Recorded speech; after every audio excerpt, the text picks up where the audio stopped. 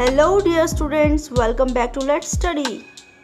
Today हम इस video में डिस्कस करने वाले हैं प्रोनाउंस के बारे में। हम जानेंगे कि प्रोनाउंस क्या होते हैं और इसके कितने प्रकार हैं। उन प्रकारों के बारे में भी हम इस वीडियो में जानेंगे। सो चलिए स्टार्ट करते हैं video. But before starting the video I request you all to subscribe my channel Let's Study को सब्सक्राइब करना मत भूलिएगा। सो चलिए शुरू करते हैं। A word used in place of a noun is called a pronoun. Pronoun एक ऐसे वर्ड को बोलते हैं जो नाउन की जगह पे यूज किया जाता है। नाउन जिसे हम संज्ञा बोलते हैं, अगर आपको इसके बारे में नहीं पता है तो पिछली वीडियो देखना ना भूलिएगा। नाउन के ऊपर भी मैंने एक वीडियो बनाई हुई है और उसका लिंक आपको डिस्क्रिप्शन में मिल जाएगा, या फिर ऊपर आपको राइट साइड में एक आई बटन दिख रहा होगा, उसमें आपको इस नाउन की वीडियो का लिंक मिल जाएगा। सो जिनको नाउन की अंडरस्टैंडिंग नहीं है they can watch that video. जो शब्द संज्ञा के साथ स्थान पर यानी कि नाउन की जगह पे यूज़ किए जाते हैं उन वर्ड्स को हम प्रोनाउन बोलते हैं। इसे एग्जाम्पल से समझेंगे तो इजीली समझ आ जाएगा। Mahip is a good boy, he brushes his teeth daily. Mahip एक अच्छा लड़का है, वो अपने दांत रेगुलरली डेली साफ करता है, ब्रश करता है। अब यहाँ पे देखिए, फर्स्ट सेंटेंस में हमने महीप यूज़ किया है, सेकंड सेंटेंस में हमने ही यूज़ किया है। अब सेकंड सेंटेंस में हम दोबारा से महीप का नाम ना लिखते हुए उसकी जगह पे एक प्रोनाउन यूज़ कर रहे हैं जिसका मतलब होता है वह। एंड जो मेल पर्सन्स होते हैं उसके लिए वह की इंग्लिश ही होती है। अगर कोई फीमेल होती यहाँ पे तो हम शी यूज़ करते। तो ये जो ही है हमने किसके लिए यूज़ किया है, क्लियरली आपको पता चल गया, ये महीप के लिए यूज़ किया है। दैट मीन्स जो वर्ड महीप के लिए यूज़ किया गया है सेकंड सेंटेंस में उसे हम प्रोनाउन बोलेंगे, यानी कि यहाँ पे ही जो है वो प्रोनाउन है। इसी तरह से अब सेकंड सेंटेंस आप इजीली कर पाओगे। Raghav is a good boy, he gets up early in the morning. Raghav एक अच्छा लड़का है और वो सुबह जल्दी उठता है। देखिए यहाँ पे अगेन ही वर्ड जो है वो किसके लिए यूज़ किया, राघव के लिए। That is why he is pronoun here. चलिए अब आगे बढ़ते हैं। प्रोनाउन की परिभाषा आप सभी को समझ आ गई है। अब देखते हैं इसके कौन कौन से टाइप्स हैं, कितनी कैटेगरीज हैं। There are mainly 8 pronouns. Pronouns mainly 8 होते हैं। Number 1 is personal, 2 is reflexive, 3 is relative, number 4 is interrogative, number 5 is demonstrative, number 6 is distributive, number 7 is reciprocal and number 8 is indefinite. ये जो है हमारे 8 pronoun हैं। अब हम इनको टर्न वाइज टर्न डिस्कस करने वाले हैं। The first pronoun is personal pronoun. Yes, the first pronoun is personal pronouns. जो personal pronouns होते हैं are used for the names of person. Directly हम अगर किसी का नाम फर्स्ट सेंटेंस में यूज़ कर रहे हैं तो सेकंड सेंटेंस में उसके लिए हम जो प्रोनाउन यूज़ करेंगे वो पर्सनल प्रोनाउन होगा। अब पर्सनल प्रोनाउंस कौन कौन से होते हैं, जैसे आई, मी, us, we, you, he, him, she, her, it, them, they। ये जितने भी प्रोनाउंस आपको सामने दिखाई दे रहे हैं ये सारे के सारे पर्सनल प्रोनाउंस हैं। ये किसी पर्सन के लिए, पर्सनल प्रोनाउन आप याद रखना, किसी पर्सन के लिए जो प्रोनाउन यूज़ किया जाता है that is personal pronoun. For example, Mr. Sharma was invited to the party at Mrs. Samira's mansion, but he didn't want to go alone. Mr. Sharma उनको मिसेस समीरा के मैंशन में, mention हम बंगले को बोल सकते हैं, बड़ा सा घर बंगलो हो पैलेस के जैसा, उसे हम मैंशन बोल सकते हैं। तो मिसेस समीरा के मैंशन में वहाँ पर मिस्टर शर्मा को पार्टी के लिए बुलाया गया, लेकिन वो वहाँ पे अकेले नहीं जाना चाहते थे। अब इसमें देखिए मिस्टर शर्मा एक पर्सन है और उनके लिए हमने ही वर्ड जो है वो यूज़ किया है। तो ही वर्ड जो है एक पर्सन के लिए यूज़ किया जा रहा है, that is why it is a personal pronoun. चलिए अब बात करते हैं second pronoun, that is reflexive pronoun. Reflexive और एम्फेटिक प्रोनाउंस, ये रिफ्लेक्सिव प्रोनाउन को हम एम्फेटिक प्रोनाउंस भी बोल सकते हैं। अब इनकी डेफिनेशन क्या है, कौन से होते हैं reflexive pronouns? These pronouns are added with self. एक बात याद रखनी है कि रिफ्लेक्सिव प्रोनाउन वो प्रोनाउन होते हैं जिसमें रिफ्लेक्ट किया होता है, किसको? सब्जेक्ट को खुद। यानी कि जैसे आई, मैं अपने लिए, मैं खुद सब्जेक्ट हूँ, जैसे मैं काम कर रही हूँ, मैं बोल रही हूँ कि I have done this work, मैंने ये काम किया। सो आई यहाँ पे सब्जेक्ट है, तो आई के लिए मैं जो प्रोनाउन यूज़ करूँगी, जैसे आई माई सेल्फ, मैंने खुद अपना काम किया, तो ये जो माई सेल्फ वर्ड है वो मैं आई की जगह पे यूज़ कर रही हूँ। तो ये हमारा हो गया रिफ्लेक्सिव प्रोनाउन, जिसे हम एम्फेटिक प्रोनाउन बोलते हैं। यानी कि एम्फेटिक मतलब ज़्यादा जोर फोर्स देके जिसको बोला जाता है। इसकी एक पहचान आपने याद रखनी है कि इन प्रोनाउंस के पीछे सेल्फ या सेल्व्स लगा होता है।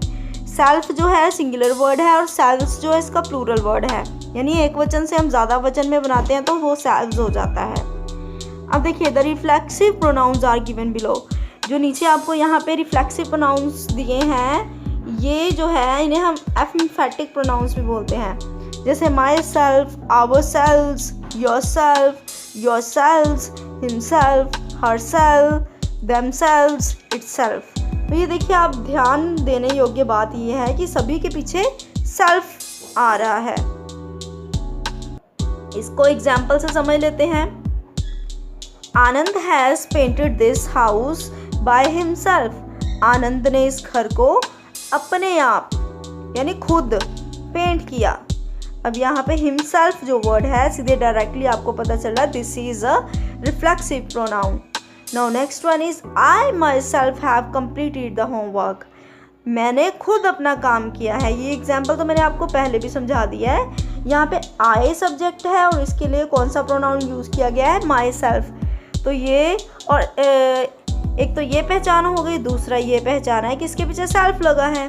तो जिनके पीछे भी सेल्फ लगा होता है वो सारे के सारे रिफ्लेक्सिव या फिर एम्फेटिक प्रोनाउंस होते हैं। Next one is the principal himself declared a holiday. Principal ने खुद हॉलीडे डिक्लेयर की। अब देखिए, इसमें स्ट्रेस फोर्स करके बोला जा रहा है कि प्रिंसिपल ने खुद की। तो देखिए, एक पहचान तो इसकी ये है कि इसमें फोर्स डाल के बोला होता है, दूसरी पहचान सेल्फ, पीछे सेल्फ होता है। तो यहाँ पे प्रिंसिपल सब्जेक्ट है, द प्रिंसिपल सब्जेक्ट है और इसके लिए हमने हिमसेल्फ वर्ड यूज़ किया है। और हिमसेल्फ वर्ड जो है वो हमारा प्रोनाउन है। कौन सा प्रोनाउन है? रिफ्लेक्सिव प्रोनाउन, जिसे हम एम्फेटिक प्रोनाउन भी बोलते हैं। रिफ्लेक्सिव प्रोनाउंस में जो ध्यान देने वाली बात है वो देखते हैं। They can only be used after a name और pronoun to which they refer. जैसे my children wanted to go to Wonderland with myself. अब देखिए, कहाँ पे लगाया जाता है इसकी पहचान। My children wanted to go to Wonderland with me. मेरे बच्चे मेरे साथ वंडरलैंड जाना चाहते थे, but I wanted to go by myself. मैं अपने आप जाना चाहता था।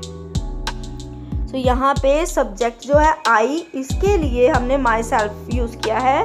ऊपर माई चिल्ड्रन के लिए माई सेल्फ नहीं आ सकता, उनके लिए देयर सेल्व्स आता, लेकिन वो भी तब अगर हम उसको गो टू वंडरलैंड बाय लिखते, आगे विद नहीं लिखते।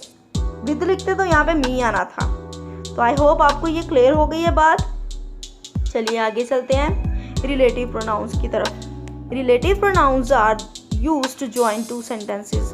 रिलेटिव प्रोनाउंस वो होते हैं जो दो सेंटेंसेस को ज्वाइन करने के काम आते हैं।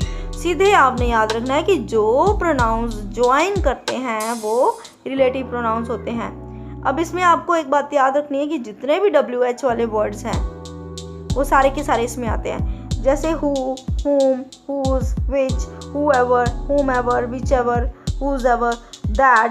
सो ये जो है that भी इसमें आता है। तो ये जितने भी हैं ये सारे के सारे रिलेटिव प्रोनाउंस हैं। अब आप सोच रहे होंगे कि ये तो वो प्रोनाउंस है जिनसे हम क्वेश्चन पूछते हैं। तो आपको याद रखना है कि यहाँ पर ये सेंटेंसेस को ज्वाइन करने का काम करेंगे। इसीलिए ये दो सेंटेंसेस के बीच में आएंगे, ये सेंटेंस के बिगिनिंग में नहीं आएंगे। दो क्लॉजेस को जोड़ने का काम करते हैं, ये दो सेंटेंसेस को जोड़ने का काम करते हैं। सो इसीलिए ये सेंटेंसेस के बीच में आएंगे या किसी फ्रेज के बाद में आएंगे।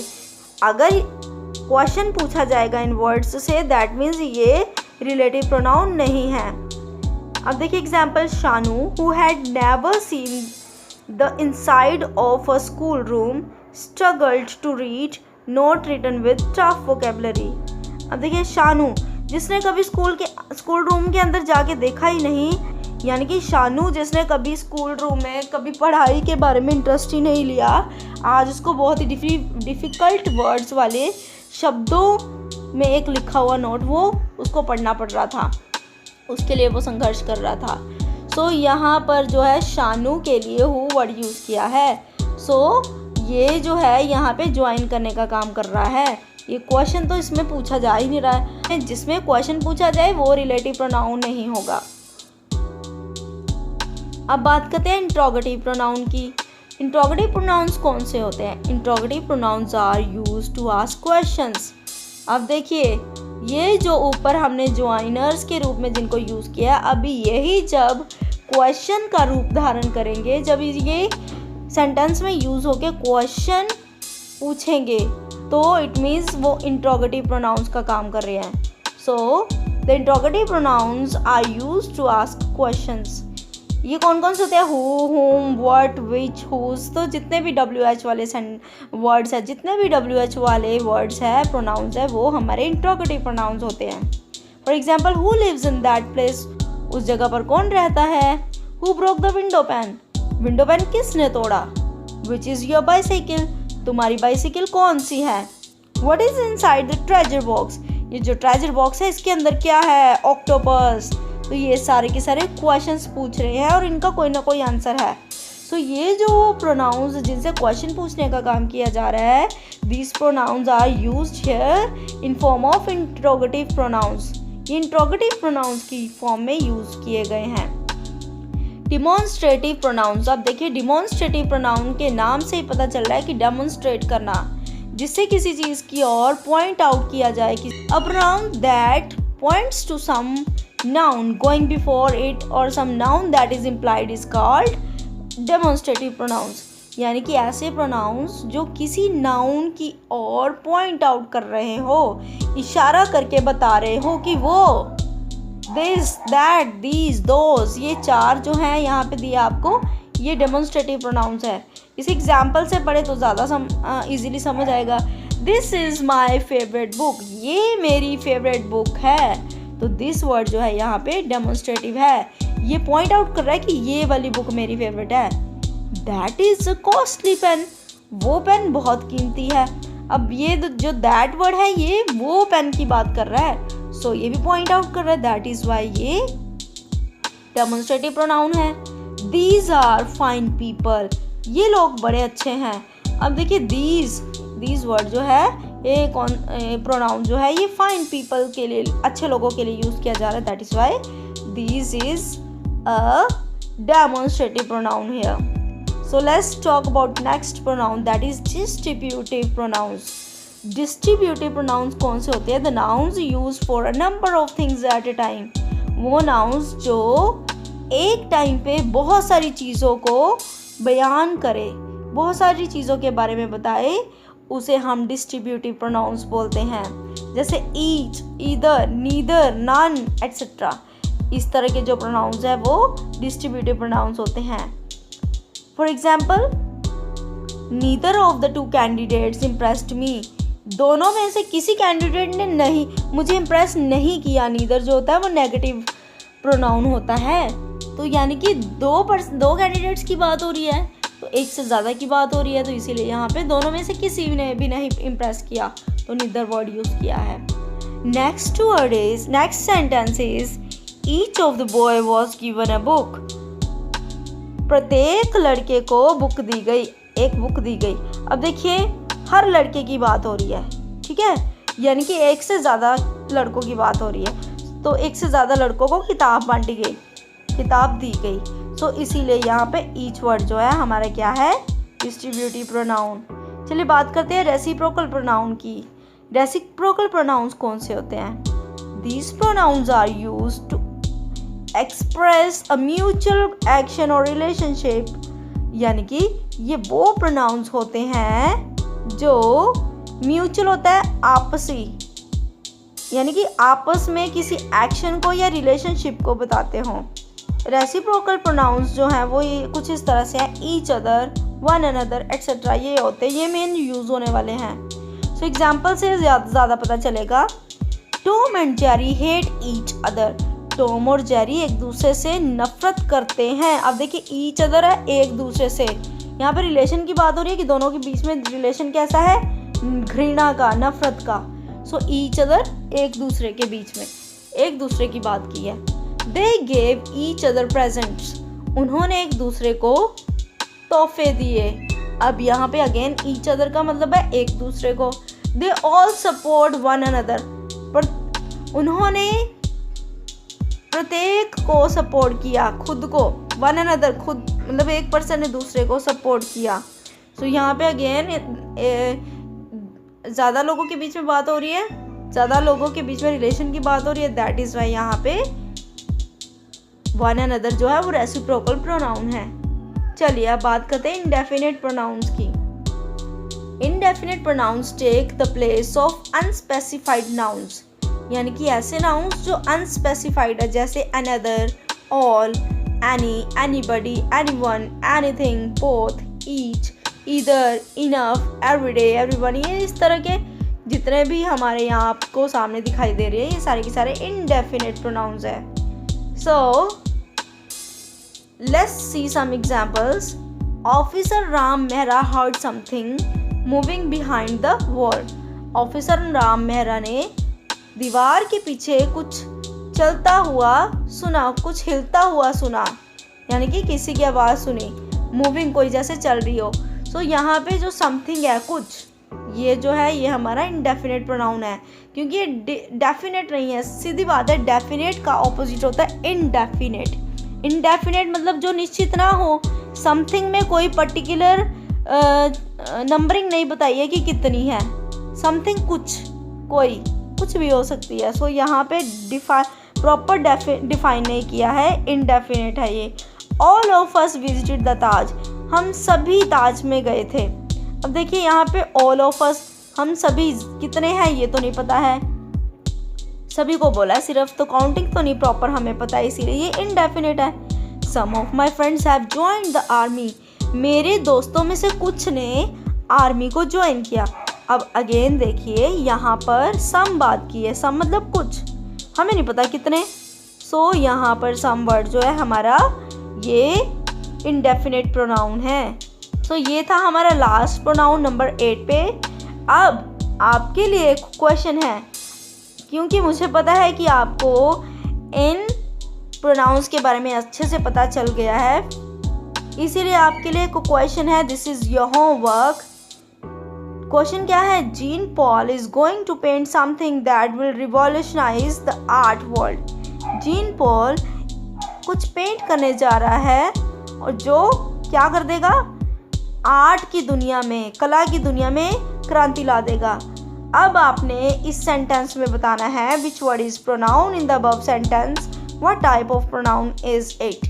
कि ये जो आपको सेंटेंस दिया है इसमें कौन सा प्रोनाउन यूज़ किया है एंड उस प्रोनाउन का नाम भी बताना है। So this is your homework. अगर आपको ये वीडियो यूज़फुल लगी हो then again I am requesting you to subscribe, let's study and like this video।